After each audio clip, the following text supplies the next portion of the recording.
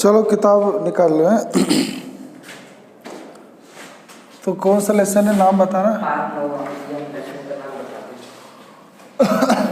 हाँ, पाठ 9वां, ठीक है। लेसन का नाम है त्रिकोण। क्या नाम है पाठ का? कुछ अनुप्रयोग। त्रिकोणमिति के कुछ अनुप्रयोग। त्रिकोणमिति के कुछ अनुप्रयोग, ठीक है। तो त्रिकोणमिति के कुछ अनुप्रयोग।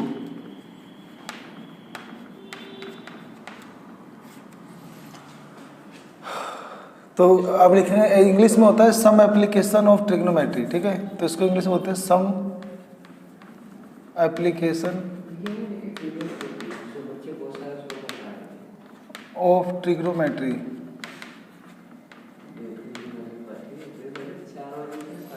तो सम एप्लीकेशन ऑफ ट्रिग्नोमेट्री।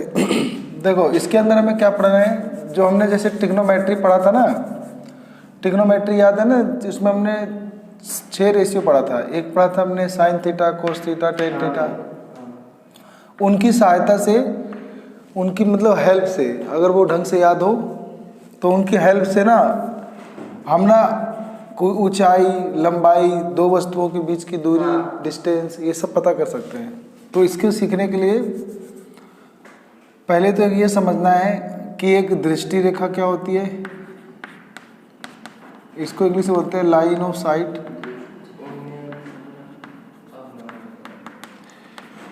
एक ये दृष्टि रेखा क्या होती है ये जानना है। एक होता है उन्नयन कोण, इसको बोलते हैं एंगल ऑफ एलिवेशन।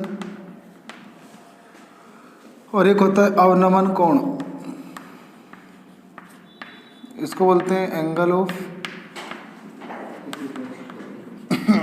डिप्रेशन।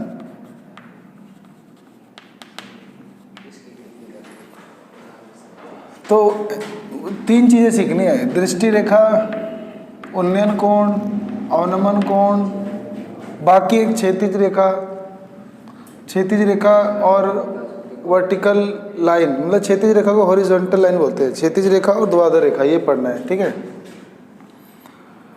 तो मान लो कि ये कुतुब मीनार है, ठीक है। कुतुब मीनार है, ठीक है। तो कुतुब मीनार के चोटी पर, यहाँ पर मान लो कोई आदमी है और नीचे एक आदमी है, नीचे एक आदमी है, ठीक है। तो नीचे एक आदमी है और ये जो सीधी रेखा जा रही है इसे बोलते हैं क्षैतिज रेखा, हॉरिजॉन्टल लाइन, ठीक है। तो ये आदमी ना इस आदमी को देख रहा है, तो ये ऐसे ऊपर की ओर ऐसे देख रहा है। तो ये आदमी जब इस आदमी को देख रहा है ना, इसी को बोलते हैं दृष्टि रेखा। यानी जब एक बिंदु से दूसरे बिंदु को मिलाने वाली जो रेखा है उसको बोलते हैं दृष्टि रेखा, सही है। तो दृष्टि रेखा होता है या तो ऊपर देख सकता है या नीचे देख सकता है। तो अभी मान लो ये ऊपर देख रहा है, तो ये जो क्षैतिज रेखा है और ये जो दृष्टि रेखा है इसे बोलते हैं लाइन ऑफ साइट, इसे बोलते हैं हॉरिजॉन्टल लाइन। इन दोनों के बीच में जो ये एंगल है, ठीक है ना, ये कुछ एंगल होगा थीटा, तो इस एंगल को बोलते हैं उन्नयन कोण, ठीक है। एंगल ऑफ एलिवेशन बोलते हैं इसको। और वही मान लो कोई आदमी, अब कोई आदमी जैसे अब मान लो ये बिल्डिंग है, तो मान लो ये बिल्डिंग है, यहाँ से एक आदमी खड़ा है और ये कार को ऐसे देख रहा है, ठीक है। तो अब आदमी ऊपर से कहाँ देख रहा है, नीचे की ओर देख रहा है। और ये क्षैतिज रेखा है, मान लो ऐसे ऊपर है, तो इस बार क्षैतिज रेखा ऊपर है और दृष्टि रेखा नीचे है। तो क्षैतिज रेखा ऊपर है और दृष्टि रेखा नीचे। यहाँ पे क्या था, क्षैतिज रेखा नीचे और दृष्टि रेखा। तो क्षैतिज रेखा और दृष्टि रेखा के बीच का बना कोण उन्नयन कोण होता है। जब ना हम ऊपर की ओर देख रहे हो तो ऊपर की ओर बनने वाले कोण को बोलते हैं उन्नयन कोण। याद रहे, ऊपर की ओर बनने वाला।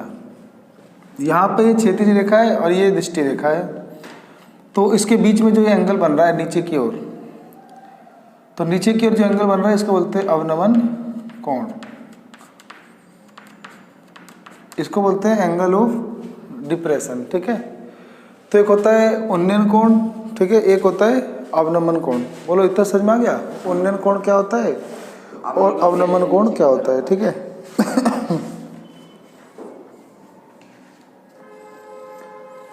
तो एक हो गया, देखो अब दोनों में अंतर क्या है, इसमें क्षैतिज रेखा दृष्टि रेखा के बीच में ही उन्नयन कोण भी बन रहा है और क्षैतिज रेखा और दृष्टि रेखा के बीच में अवनमन कोण भी बन रहा है। तो पहचानेंगे कैसे कि ये उन्नयन कोण है या अवनमन कोण है? भैया वो उन्नयन कोण ऊपर की तरफ देखता है। हाँ, ये जो एंगल होगा, हाँ ये क्षैतिज रेखा से ऊपर दृष्टि रेखा होगी, तो क्षैतिज रेखा से ऊपर दृष्टि रेखा से बनने वाला कोण उन्नयन कोण है और क्षैतिज रेखा से दृष्टि रेखा जब नीचे हो तो नीचे की ओर बनने वाला कोण अवनमन कोण है। तो उन्नयन होता है जिसमें देखने के लिए सर उठाना पड़े, तो ऊपर की ओर देखना उन्नयन कोण। और जब हमें ना देखने के लिए अवनमन माने सर झुकाना, तो हमें सर झुकाना पड़ जाए तो उसे बोलेंगे अवनमन कोण, ठीक है। इतना आगे समझे। तो इसमें क्वेश्चन किस तरह आएंगे, जैसे मान लो ये ऐसे आएगा कि ये कुतुब मीनार है, इससे 10 मीटर की दूरी पर कोई आदमी खड़ा है, ठीक है, बस एक भुजा दे देगा, हमें क्या दे देगा और बोल देगा कि ये 45 डिग्री का एंगल बना रहा है, तो कुतुब मीनार की ऊंचाई ज्ञात करो या इन दोनों के बीच की दूरी ज्ञात करो, या कुतुब मीनार की ऊंचाई दे देगा तो कहेगा इन दोनों के बीच की दूरी ज्ञात करो। तो इस चैप्टर में हमें एक एंगल दिया रहेगा यानी कोण, तो एक एंगल आपको हर क्वेश्चन में गिवन रहेगा और दूसरी जानकारी मतलब कोई एक भुजा दी होगी, तो कोई एक क्या दी होगी भुजा, यानी कोई वन साइड दिया होगा। तो केवल एक एंगल और एक साइड दिया होगा, हो सकता है 2 साइड भी दे दे, 2 एंगल दे दे, लेकिन अधिकतर क्वेश्चन में ना एक एंगल दिया रहेगा और एक साइड दी होगी। आपसे पूछेगा कि जैसे ये एंगल दिया है और ये वाली साइड दिया, बोलेगा हाइट बताओ, तो हमें इस चैप्टर में कभी हाइट पूछेगा, कभी 2 बिंदु के बीच का दूरी पूछेगा, कभी पूछ सकता है कि एंगल ही बता दो, ठीक है। तो इन सब का जवाब देने के लिए ना ट्रिग्नोमेट्री का प्रयोग किया जाता है, यानी त्रिकोणमितीय अनुपात, ट्रिग्नोमेट्रिक रेशियो का इस्तेमाल किया जाता है। तो ट्रिग्नोमेट्रिक रेशियो में हमने क्या क्या पढ़ा था, एक हमने पढ़ा होगा जैसे sine theta, cos theta, tan theta, cosec theta, sec theta और कोट थीटा, ये हमने पढ़ा था ना। इस चैप्टर में ना इनका इस्तेमाल होने वाला है, जो हमने 8वें चैप्टर पढ़ा था।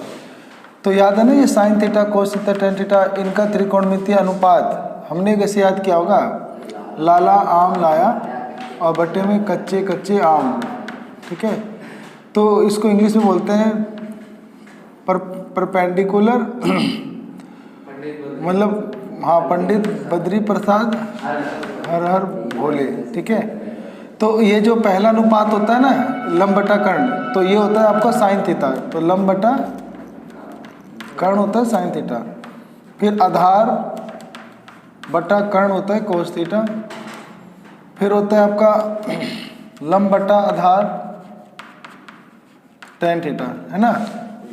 तो बस ऐसे याद कराते हैं शॉर्टकट में, लाला आम लाया बटे में कच्चे कच्चे आम। तो के माने कर्ण, ए माने आधार, एल माने लंब, तो ऐसे एक याद करना है। तो हमें यहाँ पे ये जो एंगल है ना थीटा, ये थीटा एक एंगल है, ये एंगल हमें दिया रहेगा और ये 2 भुजाओं में से कोई एक भुजा दिया रहेगा, तो बस इसका इस्तेमाल करके हम कर देंगे। बाकी ये जो साइन है ना, इसी का उल्टा क्या होता है, कोसेक थीटा, तो हो जाएगा इसका फॉर्मूला कर्ण बटा लंब, और सेक कोस का उल्टा होता है, हाँ, तो कर्ण बटे आधार और कोट थीटा टेन का उल्टा होता है, तो आधार बटे लंब, ये होता है, ठीक है। तो इन फॉर्मूलों का इस्तेमाल कैसे करना है ये भी हम कुछ क्वेश्चन करेंगे ना, तो वहाँ समझ में आ जाएगा। अच्छा, इस चैप्टर में ना एक चीज़ और ज़रूरी होती है, जैसे ट्रिग्नोमेट्रिक टेबल बोलते हैं उसे, ठीक है, त्रिकोणमितीय तालिका। उसमें हमने ना एक ऐसे याद किया था, sine 0 degree, sine 30 degree, sine 45 degree के मान, साइन 60 डिग्री का मान और साइन 90 का मान, ठीक है। बस 90 तक पढ़ना होगा, न्यून कोण तक, एक्यूट एंगल यानी न्यून कोण तक ही पढ़ना होता है। तो इसके अंदर ये सारे एंगल हैं, तो इसमें कभी हमें साइन 0 पूछेगा कभी साइन 30, साइन 45, ऐसे ऐसे पूछा जाएगा। तो हमें याद भी होगा टेबल, साइन 0 का मान 0, साइन 30 1/2, साइन 45 और रूट 60 हो गया। अभी 90 इधर आ जाएगा ना, मतलब फिर कोस थीटा चाहिए ना अगर, तो इसको रिवर्स कर दो। ये एक है, इधर लिख दो, ये वाला इधर, ये वाला इधर ही रहने दो, ये वाला इधर और ये वाला इधर आ जाएगा। सही है ना। उसके बाद एक टेन थीटा भी याद करना होता है। इसका फार्मूला होता है साइन थीटा बटे कोस थीटा, पढ़ा होगा ना। तो इन दोनों को बटे में रखो तो 0/1 क्या आएगा, 0 ही आएगा। ऐसे ही इसके बटे में रखो तो 2 से 2 कट जाएगा, तो 1/रूट और ये कट जाएगा, 1 बचेगा, और ये वाला रूट और ये वाला। तो बस ये इतने में ही हमारा काम हो जाएगा। नीचे वाले में ना याद ही नहीं करने तो हमें इतना ही याद करना है बस। समझ में आया। ये ट्रिग्नोमेट्रिक टेबल जो है तुम्हें याद हो गई होगी ना एकदम, ये मुँह जबानी याद होना चाहिए तब काम बनेगा। ठीक है। तो इस चैप्टर में एक ऐसे तुम्हें राइट एंगल ट्रायंगल देगा, याद रहे पूरे चैप्टर में एक राइट एंगल ट्रायंगल रहेगा, क्योंकि राइट एंगल ट्रायंगल में ही ट्रिग्नोमेट्री का प्रयोग होता है। तो राइट एंगल ट्रायंगल में ये भी याद रखना है, अगर थीटा इधर है ना, तो इसके सामने वाली भुजा परपेंडिकुलर कहलाती है। अब मान लो कुछ ट्रायंगल ऐसे बनेंगे कि थीटा ही इधर होगा, तो फिर ये वाली लाइन थीटा के सामने वाला ये परपेंडिकुलर हो जाएगा और ये क्या हो जाएगा, बेस।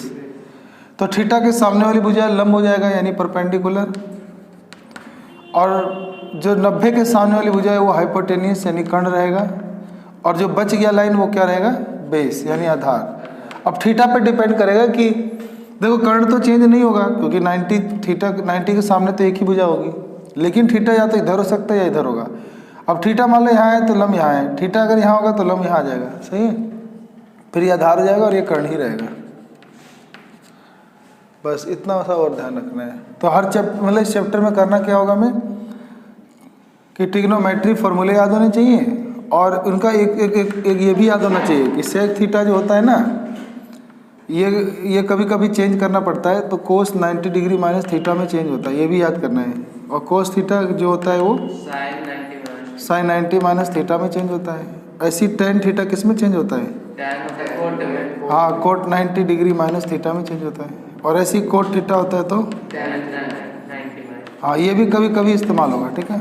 फिर ऐसी सेक थीटा होगा तो कोसेक 90 माइनस थीटा, और ऐसी अगर कोसेक थीटा चाहिए हाँ ये फॉर्मूले याद होने चाहिए। हाँ लेकिन कभी कभी ना इसमें ये भी फॉर्मूले कभी कभी हमें काम आते हैं। देखो कि जो साइन थीटा होता है ना, ये A1 कोसेक थीटा के इक्वल होता है, याद है ना। और ऐसी जो कोस थीटा होता है ये 1 सेक के इक्वल होता है, और ऐसी जो टेन थीटा होता है ये 1 कोट के इक्वल होता है। और ऐसी टेन थीटा का एक और होता है, वो होता है तो साइन थीटा बटे कोस थीटा है ना।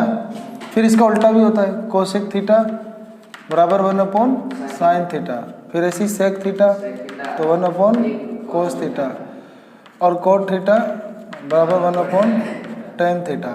और कोट थीटा का कभी कभी ये भी इस्तेमाल होगा, कोस थीटा बटे साइन थीटा। सही है। इतना याद करने के बाद अच्छा वो जो तीन फार्मूले और थे ना, sine square theta plus cos square theta equal to 1 होता है, ये वैसे तो इस्तेमाल नहीं होगा लेकिन याद होना चाहिए। 1 प्लस टेन स्क्वायर थीटा बराबर सेक स्क्वायर थीटा, और 1 प्लस कोट स्क्वायर थीटा क्या होता है, कोसेक स्क्वायर थीटा होता है। समझ आ गया। तो अब तक क्या क्या पढ़ा कि उन्नयन कोण क्या है, अवनमन कोण क्या है, दृष्टि रेखा क्या है, और ये फार्मूले क्या है, ये टेबल क्या है। ठीक है। अब एक चैप्टर, अब एक क्वेश्चन कराएंगे ना तो समझ आएगा। तो किताब निकाल लिया।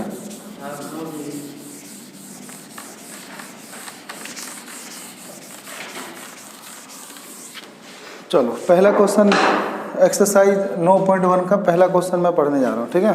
तो क्या लिखा है, सर्कस का एक कलाकार एक 20 मीटर लंबी डोर पर चढ़ रहा है। सर्कस का कोई कलाकार है, इसमें ना आकृति बना के करना आना चाहिए। जो अच्छे से आकृति बना पाएंगे ना तभी एक सवाल कर पाते हैं। ठीक है। तो अभी डायग्राम देखो बनाएंगे वैसे तो शायद इसमें बना हुआ है।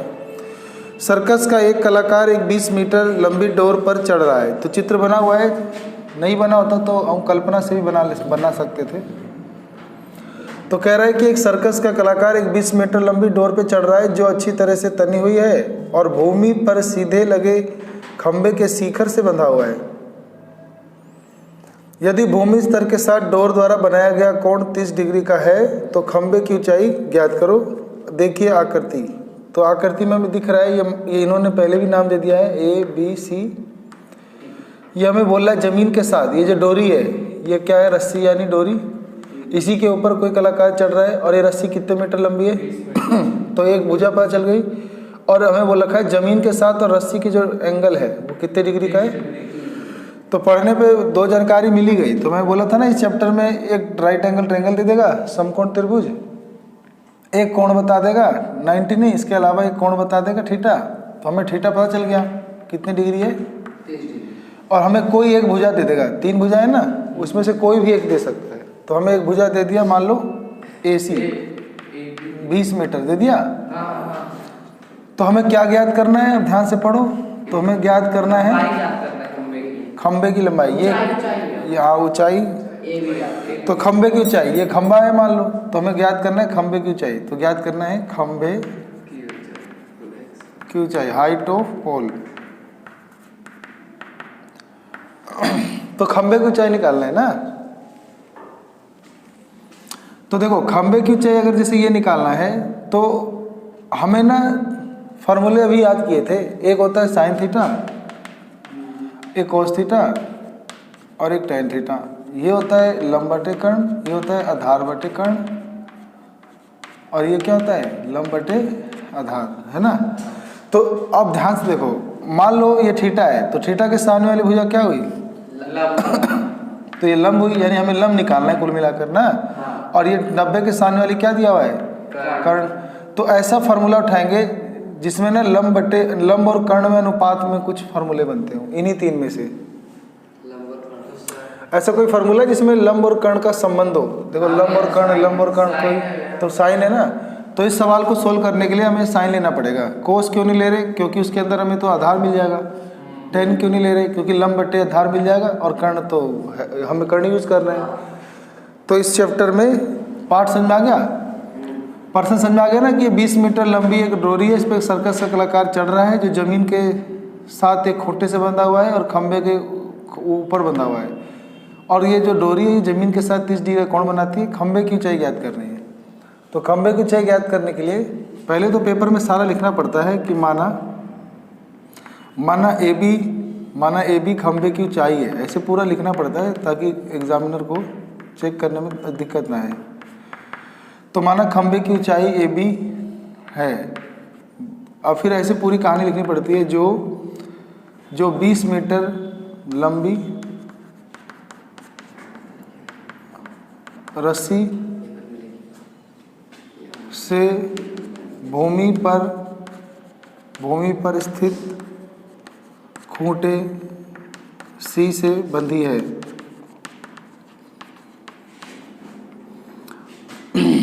और तथा कोण ACB, ये रहा ACB, ये कितने डिग्री का है, तो इसको थीटा 20 लिख सकते हो 30। अब यहाँ पे लिख देंगे, यहाँ पे लिखना था, अब ज्ञात करना है, ये यहाँ लिखना था, कोई बात नहीं। अब यहाँ पे ना इसको सोल्व करने के लिए लिखेंगे त्रिभुज ABC में। अब सोल्व करने के लिए मैंने यही बताया, थीटा है ना, हमें ये चाहिए लंब, हमें ये खंबे की ऊंचाई लंब चाहिए ना, और ये हमारे पास कर्ण पता है। तो ऐसा फॉर्मूला ढूंढो जिसमें इन दोनों का अनुपात से बनता हो, तो वो तो साइन है। तो लिखेंगे त्रिभुज ABC में साइन थीटा का फॉर्मूला होता है लंब बटा कर्ण। क्या होता है, तो परपेंडिकुलर अपॉन हाइपोटेन्यूज। तो परपेंडिकुलर लंब यानी AB निकालना है खंबे की ऊंचाई, और कर्ण कितना है 20, और यहाँ पे साइन थीटा कितने डिग्री था 30, तो यहाँ पे साइन 30 लिख रहे हैं। और साइन 30 का मान याद है, साइन 30 का मान 1/2 बराबर जाएगा AB बटा 20। ये जो बटे का 20 है वो इधर आके गुना हो जाएगा 1 के साथ। अब 2 के पाटे से कट जाएगा, 2 दाम 20, तो आंसर 10 मीटर। तो आ गया ना खंबे की ऊंचाई कितने मीटर है, यानी 10 मीटर। तो लिख देंगे खंबे की ऊंचाई 10 मीटर है। ऐसे करना है, समझ में आ गया। मिटा दो ना, ये कर लोगे ना अब तो।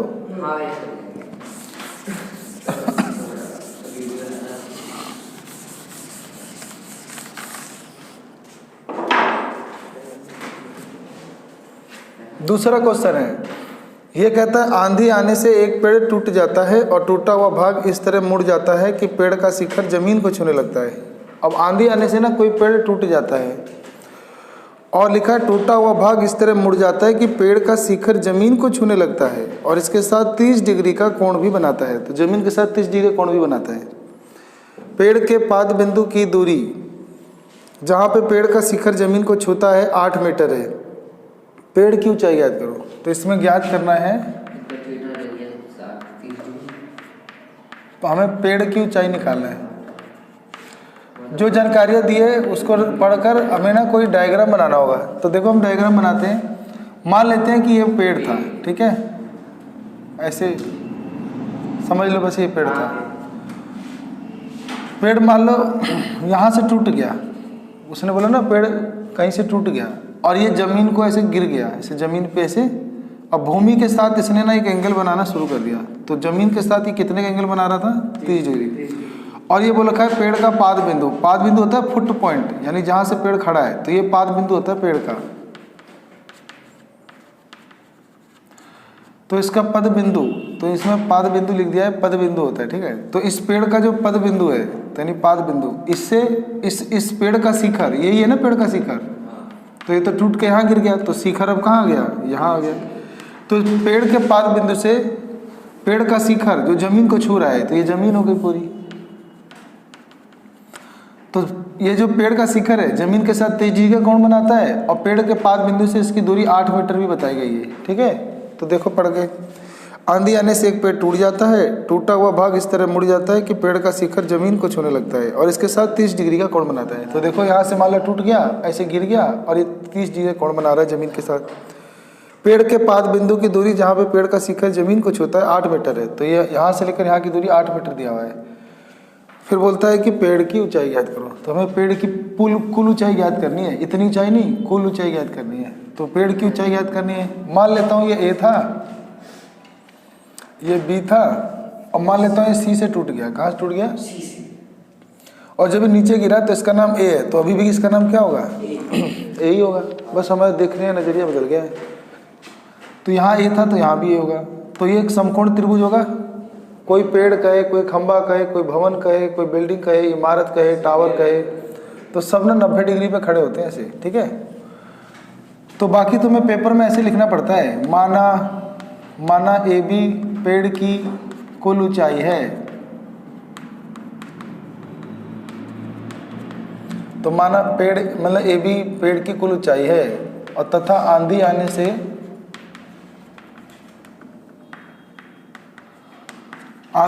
से पेड़ बिंदु सी से टूट जाता है, बिंदु सी से टूट जाता है तथा पेड़ का शिखर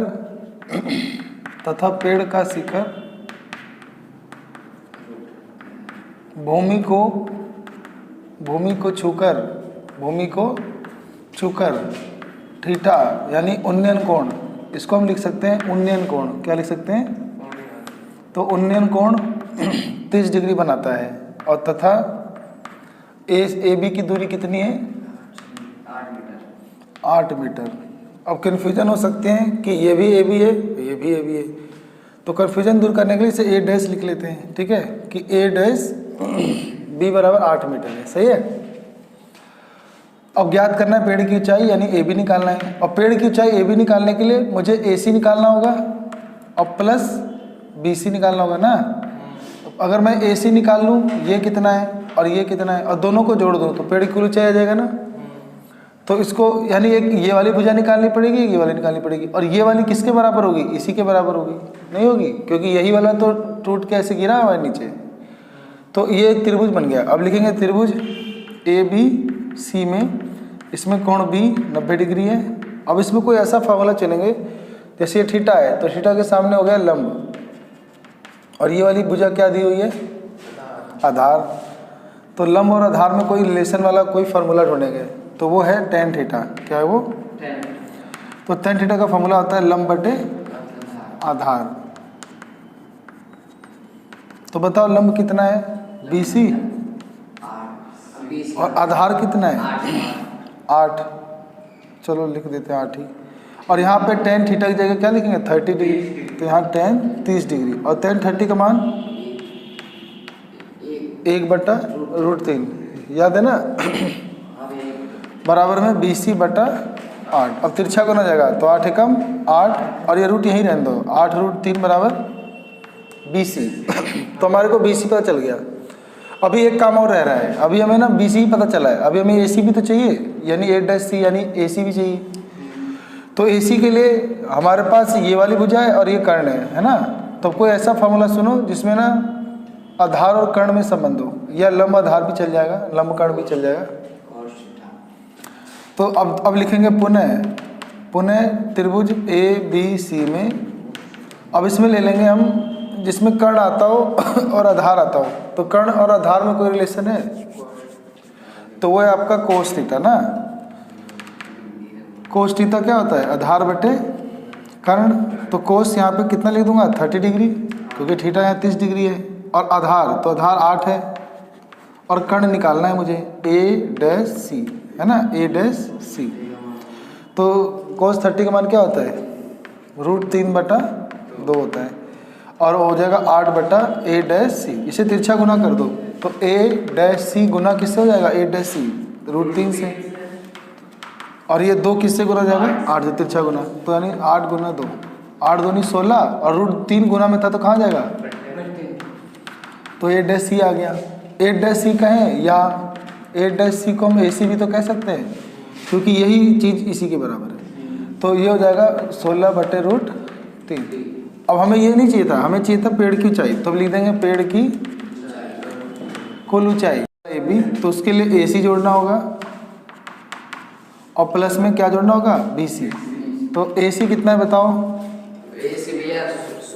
हाँ 16√3, तो यहाँ लिखेंगे 16/√3 और प्लस BC कितना है अभी निकाला था ना 8/√3, तो 8/√3। अब एलसीएम ले लो, √3 का क्या आएगा 3, तो √3 के पार में √3 एक बार आता है, 1 गुना होगा तो 16 ही रहेगा। √3 के टेबल में √3 एक ही बार आता है तो 8 ही गुना होगा, तो 8 16 8 24/√3। √3 ना हमें हटाना होता है बटे से, उसके लिए ना हमने 9वीं में पढ़ा है कि हर का परिमेकरण करते हैं। क्या करते हैं, तो यहाँ पे ऐसे लिख देंगे पेपर में, हर का परिमेकरण करने पर डूइंग रेशनलाइजेशन। तो हर का परिमेकरण देखो कैसे करते हैं, ये 24/√3 है ना, तो ऊपर नीचे √3 गुना कर देंगे तो ऊपर 24√3 आ जाएगा और नीचे √3 गुना के 3 आ जाएगा और 3 के पड़े से कट जाएगा, तो 8√3 मीटर। तो पेड़ की कुल ऊंचाई कितनी आ गई 8√3 मीटर।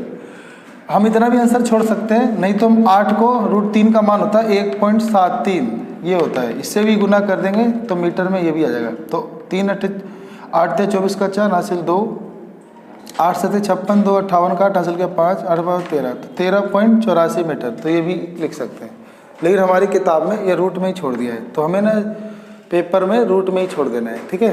तो ये दशमलव वाला नहीं करना है, समझ में आ गया। तो ये 2 क्वेश्चन हो गए, ये करोगे नोट।